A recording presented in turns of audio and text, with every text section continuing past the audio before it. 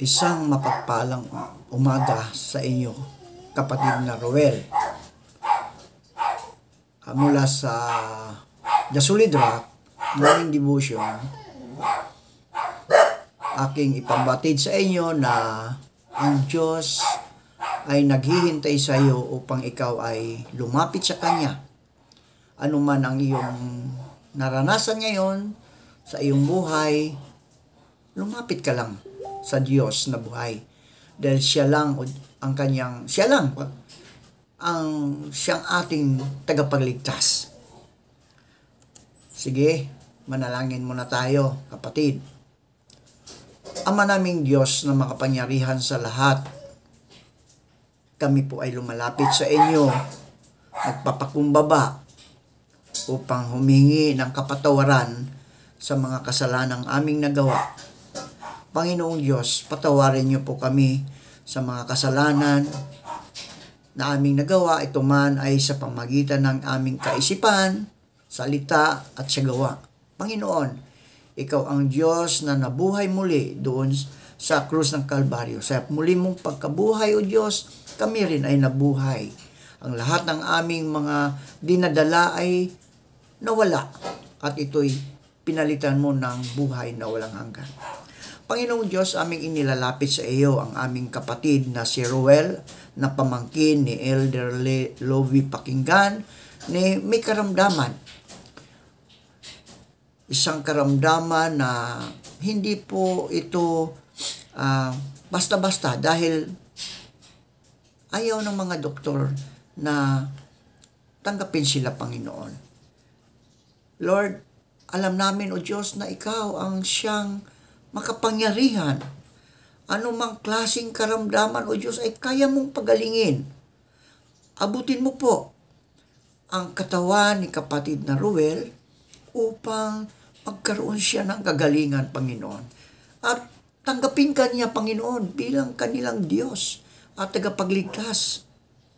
Lord, maghimala ka sa buhay ng kapatid na ito upang marami po ang makakatanggap, makakilala sa inyo, Panginoon, dahil sa kapangyarihan na iyong ibinigay sa kapatid namin ito.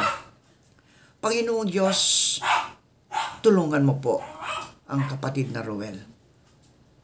Ikaw ang siyang patuloy na pumasok sa kanyang puso upang ikaw ay tanggapin kanya bilang kanyang Diyos at tagapagligtas. Panginoong Diyos, maraming salamat sa iyong pagtugon sa aming mga panalangin na ito'y paggagalingin mo ang aming kapatid na ito. Sa pangalan ni Jesus na aming Diyos at tagapagligtas. Amen. Kapatid na Roel, ayan, narito, no? Meron lang tayong kaunting pagbubulay-bulay na kapatid na Roel. Kung sakali lang naman, nakakasiguro ka bang mapupunta ka sa langit? Kung sakaling tayo ay mawala na dito sa mundo. Tayo ba ikaw ba ay ligtas? Ligtas ka ba? Yun.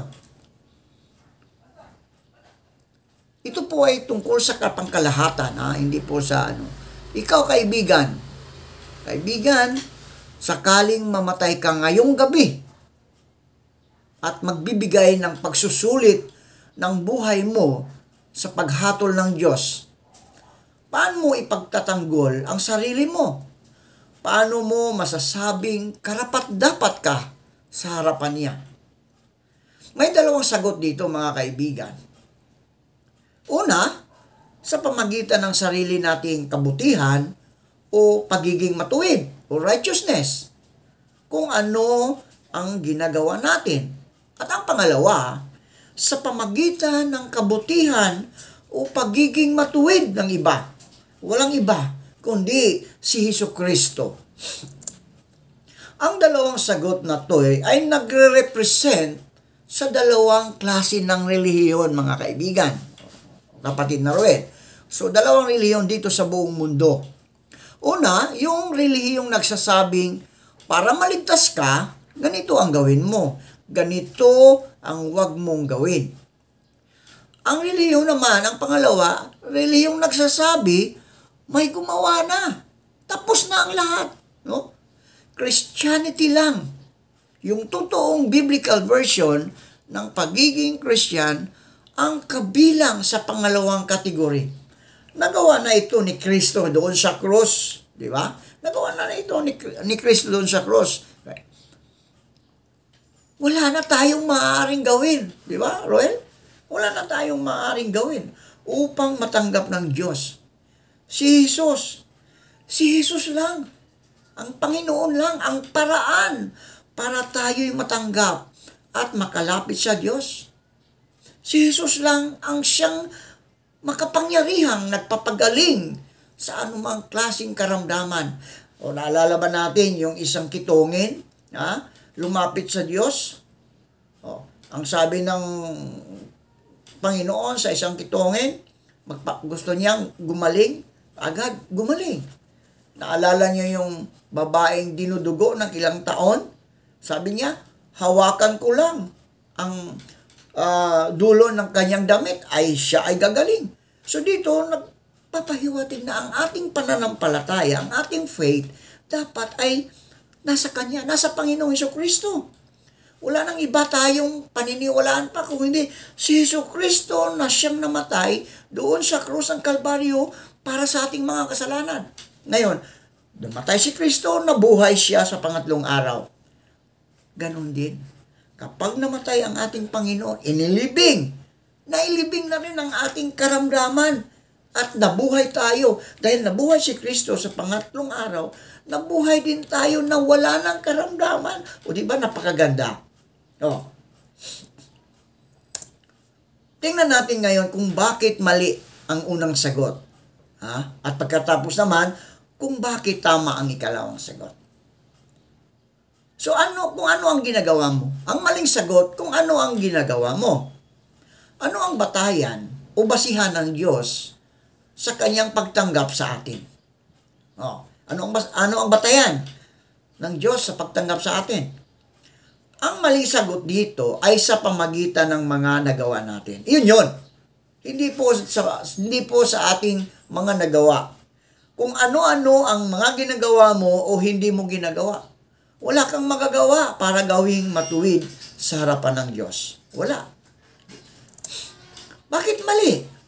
Hindi sapat na hindi katanggap-tanggap sa Diyos na ang kaligtasan natin ay batay sa mga ginagawa o hindi natin ginawa. Dahil ang sukatan ng Diyos ay 100%. 100%. Wala dapat dungis o kalikuan. Kung yan ang sukatan o standard, lahat tayo ay bagsak, di ba? Bagsak tayo, mga kapatid. Di ba? Bagsak na bagsak.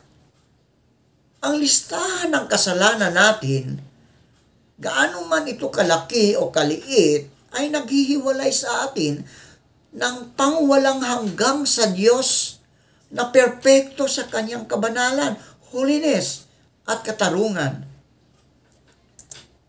Ayon sa Mateo 5, talatang 48, kaya maging ganap kayo. Ganap. Gaya ng inyong Ama na nasa langit.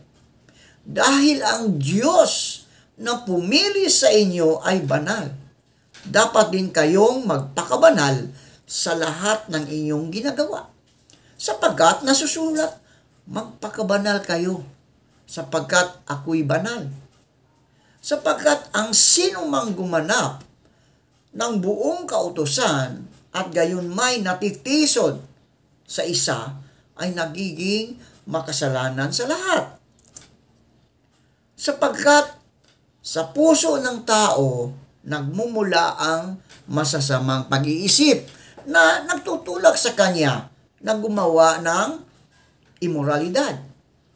Like katulad ng pagnanakaw, pagpatay, pangangalunya, kasakiman, at paggawa ng lahat ng uri ng kasamaan, tulad ng pandaraya, kabastusan, inggitan, paninira sa kapwa, pagyayabang at kahangalan. Di ba? So, ipinilawanag ni Jesus ang kasalanan ay hindi lamang tungkol sa mga ginagawa o sinabi natin. O kahit sa mga iniisip na maling bagay. Mas malala pa doon ang sakit natin. O, di ba? Ang kasalanan ay likas na sa atin. Ang kasalanan natin, kapatid, ay likas na sa atin. Nasa puso natin at ito ang naglalarawan sa ating pagkatao. Tayo'y gumagawa ng kasalanan dahil tayo likas na makasalanan. We sin because we are sinners by nature. Lahat tayo. Ayon sa Roma 3:23, ang lahat ay nagkasala. O katulad ng isang illustration, kaibigan, kapatid, lumapit ka sa doktor. No, lumapit ka sa doktor upang gamutin ang sakit mong tikdas. Tikdas lang. Nilagyan niya ng Band-Aid yung mga spot na may pangit tingnan. Bakit yon hindi epektibong solusyon? Ganon din, kaibigan, sa kasalanan. Ganon din sa kasalanan. Ang problema natin ay hindi lang ang ginagawa natin, kundi ang puso nating parang terminal cancer. Na ang sakit, no? Hindi natin pwedeng takpan ang kasalanan ng mabubuting gawa. Dapat, kapatid, kaibigan, dapat lumapit tayo sa tunay na manggagamot. Sino ba ang tunay na manggagamot? Di ba si Jesucristo? Si Jesucristo lang ang tunay na manggagamot.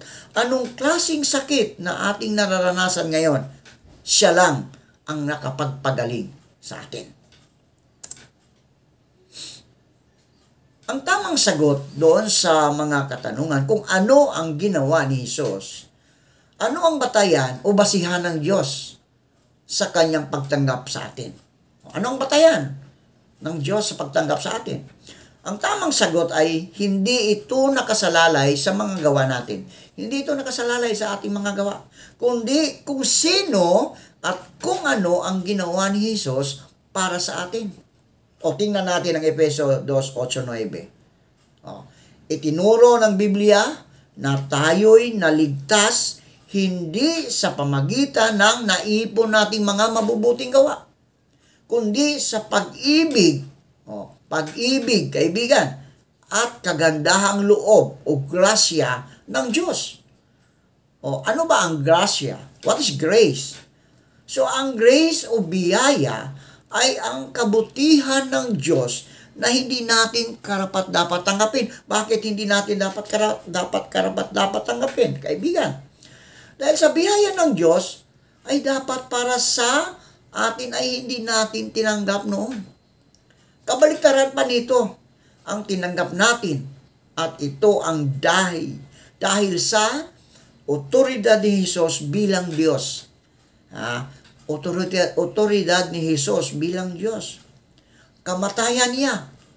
Kasi celebrate lang natin nung isang linggo ng Holy Week. Diba? Namatay si Kristo, ipinako sa krus, namatay at inilibing. At muling nabuhay.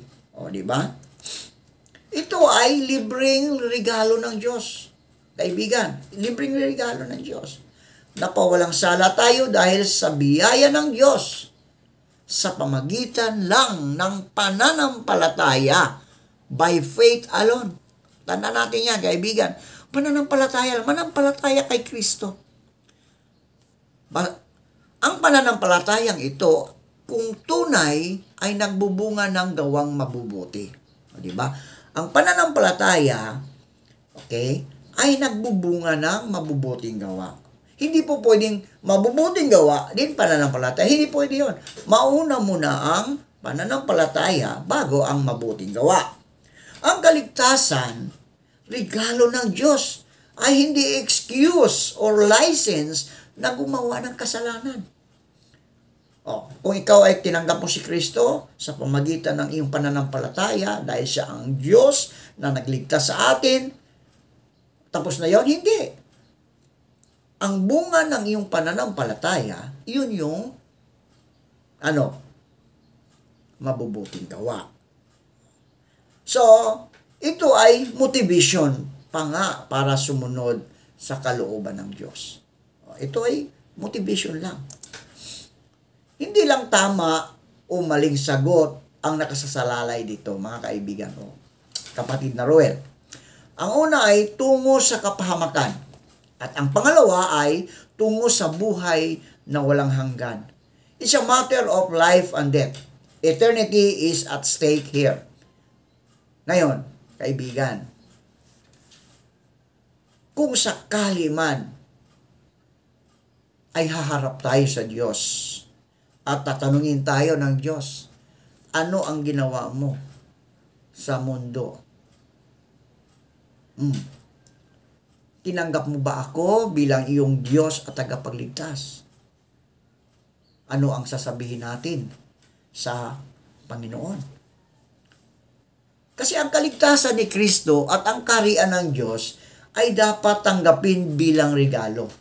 Yan, bilang regalo. Hindi ito mapagtatrabahuan sa pamagitan ng gawa ng tao.